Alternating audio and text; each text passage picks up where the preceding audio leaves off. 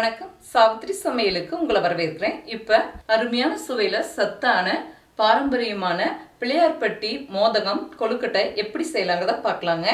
இது விநாயகர் சதுர்த்திக்கு சாமிக்கு பிரசாதமாகவும் செய்து வைக்கலாங்க. மற்ற நாட்களுக்கு எல்லா விதமான சாமிக்கு பிரசாதமாகவும் செய்து வைக்கலாம். ரொம்ப நல்லா இருக்குங்க. குழந்தைகளுக்கு ஈவினிங் ஸ்நாக்ஸாக கூட செய்து கொடுக்கலாம். அருமையான பலகாரம். 1 கப் அளவுக்கு மாவு பச்சரிசி எடுத்திருக்கேன். 1/2 கப் அளவுக்கு பாசிப்பருப்பு எடுத்திருக்கேங்க. இப்போ 1 கப் பச்சரிசியை 2 டைம் நல்லா கழுவிட்டு தண்ணியை வடிச்சிட்டு வறுத்து எடுத்துக்கலாங்க. இப்போ நல்லா 2-3 டைம் கழுவியாச்சுங்க அரிசியை. இப்போ நல்லா தண்ணி வடிச்சு எடுத்தாச்சு. இது வெறும் கடாயில் நல்லா வறுத்து எடுத்துக்கலாம். அரிசி ஈரப்பதமெல்லாம் போய் நல்லா பொரிஞ்சு வருங்க. அந்த பக்குவத்துக்கு வறுத்துக்கும் போது சரியாக இருக்கும். மீடியம் ஃப்ளேம் வச்சுக்கணும். அரிசி இந்த அளவுக்கு நல்லா பொரிஞ்சு வந்த பிறகு தட்டுக்கு மாற்றிக்கலாங்க. இப்போ 1/2 கப் அளவுக்கு பாசிப்பருப்புங்க. இதையும் நல்லா கழுவிட்டு தண்ணி வடிச்சிட்டு வறுத்து எடுத்துக்கலாம். மீடியம் ஃப்ளேம் வச்சு லேசாக செவந்து வர அளவுக்கு வறுத்துக்கிட்டால் போதுங்க. கருக விட்டுறக்கூடாது. ஈரப்பதம்லாம் நல்லா போய் உங்களுக்கு வரும் பாசிப்பருப்பு வறுபட்டோம்னா. பாருங்கள், பாசிப்பருப்பு இந்த அளவுக்கு செவந்து வரும்போது தட்டுக்கு மாற்றிக்கணுங்க. ரொம்பவும் செவக்க வறுக்கக்கூடாது. ஓரளவுக்கு செவக்க வறுத்துக்கிட்டாலே போதும். எந்த கப்பில் பச்சரிசி எடுத்துனோங்க அதே கப்பில் 1/2 கப் அளவுக்கு மண்டவெல்லம் பொடிச்சு எடுத்துக்கிறேங்க. நீங்கள் கூடுதல் இனிப்பு வேணுன்னா 2 கப் அளவுக்கு கூட பொடிச்ச மண்டவெல்லம் எடுத்துக்கலாங்க. 1/4 கப் அளவு தண்ணி சேர்த்துக்கலாங்க. நல்லா கரைஞ்சி கொதிச்சு வந்தால் போதும். பாகுப்பதமெல்லாம் தேவையில்லை.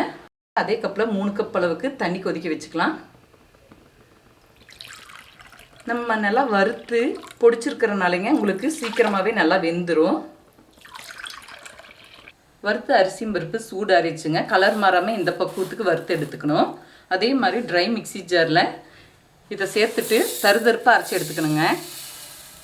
ஏலக்காய் தூள் தனியாக இருந்துச்சுன்னா நீங்கள் தனியாக பொடிச்சது சேர்த்துக்கலாங்க. ஏலக்காய் தூள் இல்லாத பட்சத்தில் இந்த அரிசி பருப்பு பொடிக்கும் போதே ஒரு 5-6 ஏலக்காவையும் சேர்த்து பொடிச்சிக்கலாம். ரொம்ப நைஸாக பொடிச்சு எடுத்துடக்கூடாதுங்க. இந்த மாதிரி தருதருப்பாக அரைச்சி எடுத்துக்கணும். பாருங்கள், இந்த அளவுக்கு பபிள்ஸ் ஆட்ட வரும்போது நம்ம அரைச்சி வச்ச அரிசி பருப்பு சேர்த்திக்கும் போது உங்களுக்கு கட்டிகள் அதிகமாக படாது. கொஞ்சம் கொஞ்சமாக போட்டு கலந்து விட்டுக்கலாம். ரொம்ப தண்ணி கொதிக்கும் போது போட்டிங்கன்னா உங்களுக்கு கட்டிகள் அதிகமாக படும். நல்லா கலந்து விட்ட பிறகு மீடியம் ஃப்ளேம் வச்சுக்கணும். இப்போ நல்லா கைவிடாமல் கலந்து விட்டுட்டே இருக்கணுங்க. மீடியம் ஃப்ளேமில் நல்லா வெந்து வரட்டும். தண்ணியெல்லாம் நல்லா வற்றி வெந்து வந்துருச்சு. நல்லா வெந்த பிறகுதாங்க நம்ம வெல்லம் கரைச்சதை சேர்த்துக்கணும்.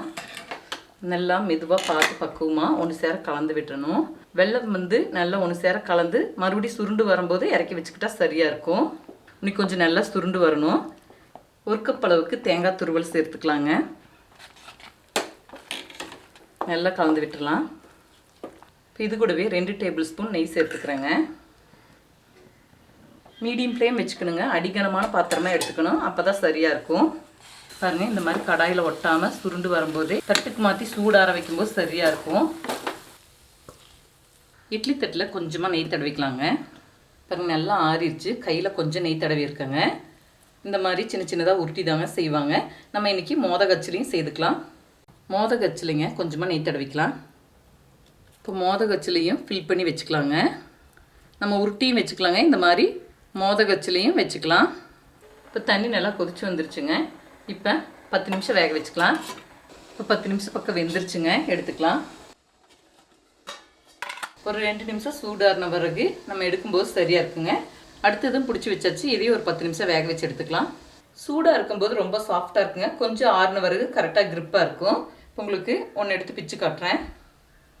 இப்போ அருமையான சுவையில் பாரம்பரியமான பிள்ளையார்பட்டி கோவிலில் செய்யக்கூடிய மோதகம் செய்துட்டங்க. இந்த முறையில் தான் மோதகம் செய்வாங்க. உருண்டை பிடிச்சி தான் கொடுப்பாங்க. நம்ம மோதக அச்சிலையும் வச்சுருக்கோம். இதே முறையில் செய்து பாருங்கள். இந்த வீடியோ பிடிச்சிருந்தா லைக் பண்ணுங்கள், ஷேர் பண்ணுங்கள், சப்ஸ்கிரைப் பண்ணுங்கள், கமெண்ட்ஸ் பண்ணுங்கள். அடுத்த வீடியோவில் சந்திக்கலாம்.